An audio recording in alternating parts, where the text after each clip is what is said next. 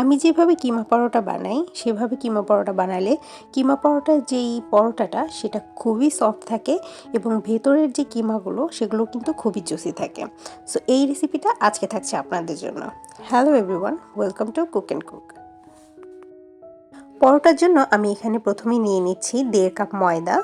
আপনারা চাইলে কিন্তু এই রেসিপিটা ময়দার বদলে আটা দিয়েও করতে পারেন, তবে ময়দার যে টেস্ট সেটা কিন্তু আটা দিয়ে আসবে না, তবে একদমই খারাপ লাগবে না খেতে। এরপর এখানে দিয়ে দিচ্ছি আমি হাফ চা চামচ লবণ, আর দিয়ে দিচ্ছি সামান্য তেল। তেলটা একটু বেশিই দিতে হবে, এই রেসিপিটাতে তেলের কাজটাই কিন্তু বেশি। তো এখানে আমি সব কিছু একসাথে হাত দিয়ে ভালো মতো আমি মাখিয়ে নিচ্ছি। তেলটাকে একদম আটার সাথে ভালো মতো আমি মিক্স করে নিচ্ছি। হাত দিয়ে চেপে চেপে যখন ধরবেন দেখবেন যে এরকম দলা পেকে আসবে, তার মানে এই রুটির জন্য এই আটাটা একদম পারফেক্ট। এরপর আমি এখানে অল্প অল্প করে একটু একটু করে পানি মিশিয়ে হাত দিয়ে ভালো মতো একটা ডো তৈরি করে নিব। এই ডোটা একটু তুলনামূলক নরম হবে অন্যান্য যেই আমরা রেসিপি বানাই সেগুলোর তুলনায়।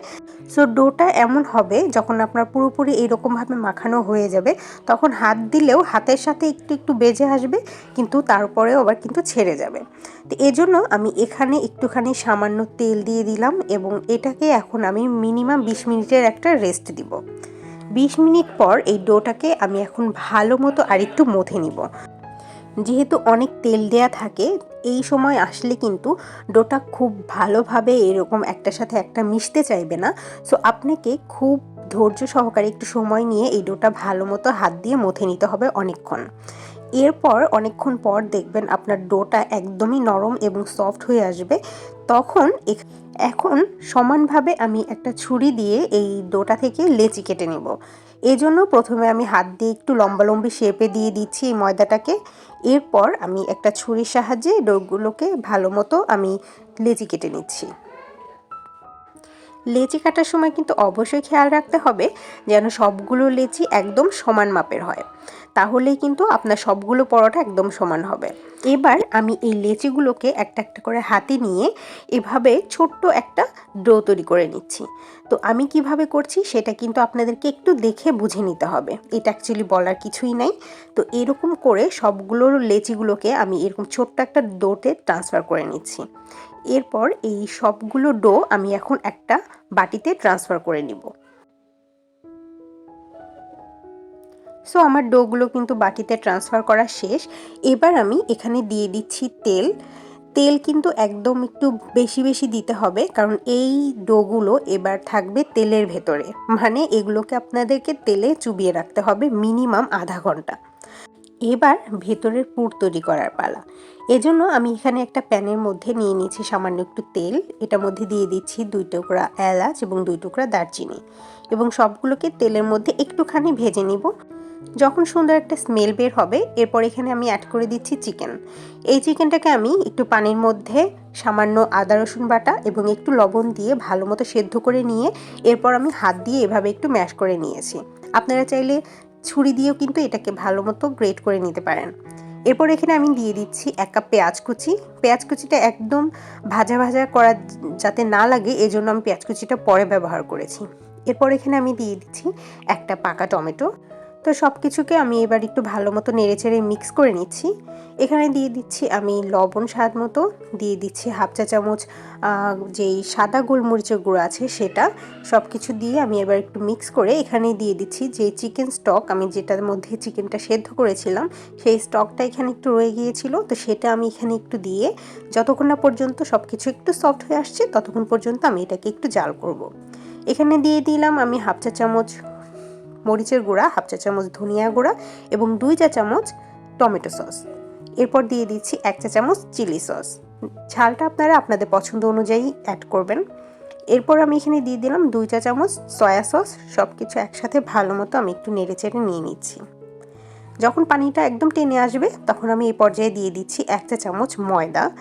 এই ময়দাটা দেওয়ার পরপরই দেখবেন এটা থেকে যেই বেকারির স্টাইলের যেই কিমা পরোটার স্মেল সেটা কিন্তু পেয়ে যাবেন।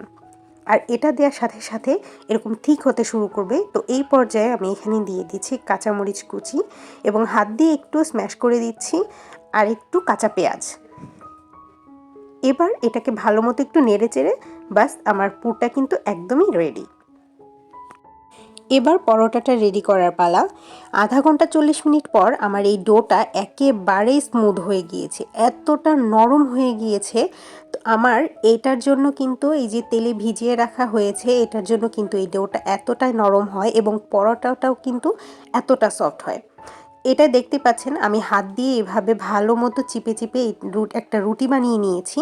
এটা কিন্তু আপনাদেরকে ভালো মতো বেলুন দিয়ে বেলার কোনো দরকার নেই, হাত দিয়ে এভাবে স্প্রেড করতে থাকলেই কিন্তু এটা এরকম সুন্দর পাতলা রুটি হয়ে যায়। তো আমি একটু দেখিয়ে দিলাম কতটা পাতলা হবে, যাতে আপনার অপর পাশ থেকে স্কিন দেখা যায়, এরকম একটা পাতলা আবরণের মতো করে রুটিটা বানিয়ে নিয়ে এর উপরে আমি দিয়ে দিচ্ছি যে চিকেনের পুর সেটা। এরপর আমি ভাজটা দিচ্ছি, আমরা যেভাবে মোগলাই পরোটা বানাই সেই মোগলাই পরোটা স্টাইলে আমি এই রুটির ভাজটা দিয়ে দিচ্ছি। আপনারা চাইলে নর্মাল যেই পুরি থাকে পুরির মতো ভেতরে কিমা ভরে গোল গোল শেপেও কিন্তু বানিয়ে নিতে পারেন। অলরেডি আমি চুলায় প্যান গরম করে নিয়েছিলাম এবং সরাসরি পরোটাটা কিন্তু আমি এই গরম প্যানের উপরে দিয়ে দিয়েছি। এবার আমি এই পরোটাটাকে ভালো মতো উল্টে পাল্টে সেঁকে নেব। এখানে কিন্তু এই যে আমি তেলের মধ্যে এই ডোটাকে চুবিয়ে রাখার জন্য এই সময়ে এসে কিন্তু এই পরোটাতে কিন্তু কোনো তেল লাগবে না, তেল ছাড়াই কিন্তু আপনি এই পরোটাটা সুন্দর মতো ভেজে নিতে পারবেন। যারা আপনারা মনে করেন যে এখানে একটু তেল দিয়ে ভাজবো, সমস্যা নেই, তেল দিয়েও ভেজে নিতে পারবেন, কিন্তু তেল দিয়ে ভাজার কারণে যে পরোটার যে সফটনেসটা থাকবে সেটা কিন্তু আর আসবে না, এই পরোটাটা কিন্তু একটু শক্ত ক্রিস্পি হয়ে যাবে। তো সবগুলো পরোটা আমি এভাবেই ভেজে নিয়েছি একদমই তেল ছাড়া, কারণ এটা থেকে দেখতেই পাচ্ছেন অলরেডি কিন্তু অনেকটা তেলই উপরে উঠে আসবে। তো এইভাবে আমি সবগুলো পরোটাই ভেজে নিয়েছি তেল ছাড়া। সো এইভাবে ভাজলে আপনার পরোটাগুলো কিন্তু একদম বেকারি স্টাইলে যেরকম সফট পরোটা সেটা কিন্তু চলে আসবে। তো ব্যাস তৈরি হয়ে গেল আমার কিমা পরোটা। তো এইভাবে টিপস অ্যান্ড ট্রিক্সগুলো যদি ফলো করেন তাহলে কিন্তু আপনার পরোটাটাও কিন্তু একদম বেকারি স্টাইলের, যেরকম উপর থেকে সফট এবং ভিতর থেকে একদম জুসি চিকেন, তো সেরকমভাবেই কিন্তু আপনি কিমা পরোটা বাসায় ইজিলি বানিয়ে নিতে পারছেন। সো দেখা হবে নেক্সট ভিডিওতে। যদি ভালো লেগে থাকে ভিডিওটি তাহলে অবশ্যই লাইক করতে ভুলবেন না। আল্লাহ হাফেজ।